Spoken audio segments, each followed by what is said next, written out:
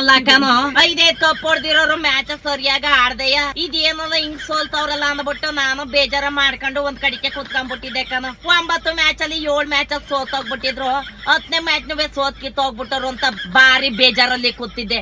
ಅದ್ರ ಜೊತೆಗೆ ಉರಿಯ ಬೆಂಕಿಗೆ ತುಪ್ಪ ಸುರ್ದಂಗೆ ನೆನೆ LSG ಅವರು ಬ್ಯಾಟಿಂಗ್ ಅಲ್ಲಿ ಬಂದ್ಬಿಟ್ಟು 228 ಹೊಡೆದ್ಬಿಟ್ರು.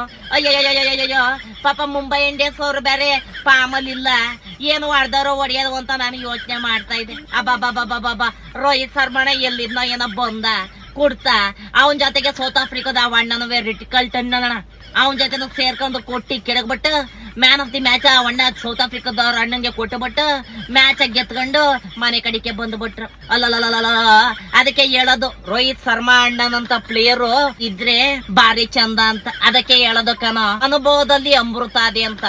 ನೋಡೋಣ ಹಿಂಗೆ ಮುಂದುವರ್ಸ್ಕೊಂಡು ಹೋದವರು ಅಥವಾ ನೆಕ್ಸ್ಟ್ ಮ್ಯಾಚ್ ಏನಾರ ದಬಾಯ್ಕೊಂಡವ್ರು ಅಂತ. ನಿಮ್ಗೂ ಏನಾರ ನಾನ್ ಮಾಡೋ ವಿಡಿಯೋಗಳು ಇಷ್ಟ ಆದ್ರೆ ಒಂಚೂರು ಫಾಲೋ ಮಾಡ್ಕೊಂಬಿಡಿ. ನಿಮ್ ಎಡೆಯಲ್ಲಿ ಹೆಂಗೋ ಬದಿಕೊಂಡ್ಬಿಡ್ತೀನಿ. ಎಲ್ರಿಗೂ ಒಳ್ಳೇದಾಗ್ಲಿ.